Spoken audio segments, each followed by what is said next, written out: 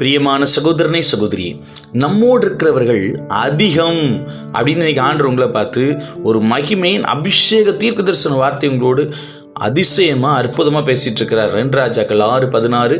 அதற்கு அவன் பயப்படாதே, அவர்களோடு இருக்கிறவர்களை பார்க்கலும் நம்மோடு இருக்கிறவர்கள் அதிகம் என்றான். இன்றைக்கு ஆவியான உங்களோடு பேசி கொண்டிருக்கிறார். சிலருடைய கண்களை கத்த திறக்க போகிறார். பாருங்க, எலிசா ஆவிக்குரிய கண்களில் திறக்கப்பட்டவனாக இருந்தான். ஆனால் அவன் கூட இருக்கிற வேலைக்காரன் மாம்ச கண்ணில் திறந்துருதான். அப்போ தெரிஞ்சுது, ஐயோ நம்மளை அநேக பேர் எதிர்கொண்டு வராங்களே அப்படின்னு சொல்லிட்டு வேலைக்காரன் சொல்லும்போது எலிசா சொல்கிறான், ஆண்டவரே இவன் ஆவிக்குரிய கண்ணை திறங்க ஐயா அப்படின்னொன்னே, அப்புறமா ஆவிக்குரிய கண் திறக்கப்பட்ட உடனே அவனுக்கு ஆச்சரியமாயிருது. நம்மளை சுற்றி ஒரு பெரிய அக்கினி படையே நிற்குத, ஒரு பெரிய ரத கூட்டமே நிற்குத, நமக்கு இவ்வளோ பெரிய பாதுகாப்பா அப்படின்னு சொல்லி ஆச்சரியப்பட்டான்.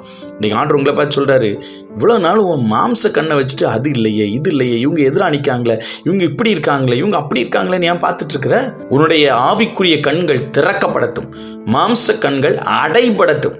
அநேக நேரங்களில் மாம்ச கண்ணை வச்சுட்டு ஐயோ என்னை சுற்றி இவ்வளவு பிரச்சனை, ஐயோ என்னை சுற்றி இவ்வளவு பாடுகள், ஐயோ என்னை சுற்றி இவ்வளவு வேதனைகள், யார் எனக்கு உதவிக்கு இல்லையா, என்னைய கை தூக்கி எடுக்கிறதுக்கு யார் இல்லையா அப்படின்னு அழுதுட்டு இருக்கீங்கல்ல.